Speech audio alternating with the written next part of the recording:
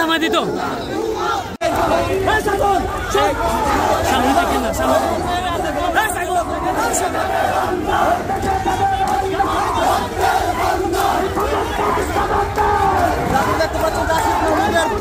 পদত্যাগের দাবিতে বিক্ষোভ মিছিল বৈষম্য বিরোধী ছাত্র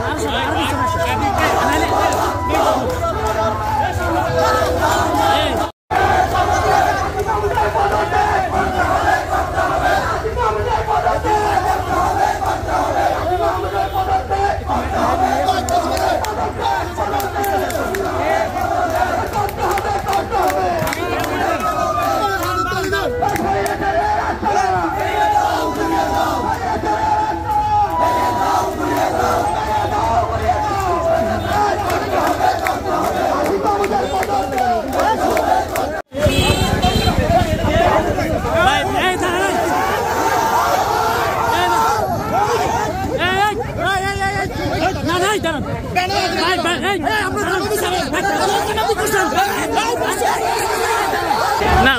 ভাই এখানে তো একটা কর্মসূচি পালন করতেছে আপনি ব্যানারে হাত দিলেন কেন ব্যানারে হাত দিচ্ছেন কেন না কেন কেন করা যাবে না গণতান্ত্রিক রাষ্ট্রে কেন মিছিল করা যাবে না একটু বলবেন ওসি সাহেব না কেন করা যাবে না একটু বলবেন প্লিজ না কেন করা যাবে না একটু বলেন কেন করা যাবে না একটু বলেন গণতান্ত্রিক রাষ্ট্রে সবার অধিকার আছে আপনি ব্যানারে হাত দিলেন কেন এটা কি আওয়ামী লীগের আমল এটা কি আওয়ামী লীগের আমল আওয়ামী লীগের আমল ভাই এটা কি আওয়ামী লীগের আমল হ্যাঁ মিছিল থামাই দিত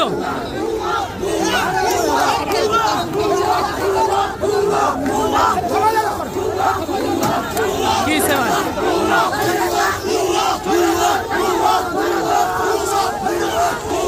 যে গণঅভ্যুত্থান রয়েছে প্রতিদল কইরাচার দুনিয়া থেকে এই বাংলাদেশ মুক্ত হয়েছে কিন্তু আমরা দেখতে পাচ্ছি কিছু কিছু উপদেষ্টা এই যে আসিফ মাহমুদের এপিএস 311 কোটি টাকার যে দুর্নীতির সাথে যুক্ত হয়ে সাংবাদিক মাধ্যমে আসছে যে তাকে অপসারণ করা হয়েছে তাকে অপসারণ করাতেই ব্যাখ্যা রইল কিন্তু তার কোনো শাস্তি কোনো প্রশাসনিক কোনো হেনস্থা আমরা দেখতে পাচ্ছি না আমি আসিফ মাহমুদ ভাইকে যদি তার কোনো প্রতিনিধি থাকে যদি তোর বাবা ভাই যারা একটা চ্যালেঞ্জ করতে চাই যদি পারো এই চ্যালেঞ্জ অ্যাকসেপ্ট করো আমাদের উপর 3 তারিখ 3 আগস্ট 4 আগস্ট যারা বাসকায় কোম্পানিগঞ্জ লাড়ি রামদানি আক্রমণ করেছে তাদের সিসি ক্যামেরা ভিডিও আমাদের কাছে রয়েছে এবং বিজয়ের পরে উপদেষ্টা মহোদয়ের বাবা আইমিন আসিফ মাহমুদের বাবার সাথে যে তারা দফায় দফায় মিটিং করেছে ওই ভিডিও ফুটেজ এবং ছবি আমাদের কাছে রয়েছে আমরা তো রক্ত দেই নাই আবারও স্বৈরাচার গঠিত হবে সে যেই হোক নতুন স্বৈরাচার বাংলাদেশে গঠিত হতে দেবে এই প্রিয় বাংলাদেশ কাছে আপনারা সবাই অবগত রয়েছেন আসিফ মাহমুদের এই স্বৈরাচারিতা বাংলাদেশের প্রত্যেকটি মিডিয়াতে আসতেছে আমরা আবারও তার পদত্যাগ দাবি করতেই হবে পদত্যাগ করতে হবে আমাদের দাবি মানতেই হবে দফা 1 দাবি 1 আসিফ মাহমুদের পদত্যাগ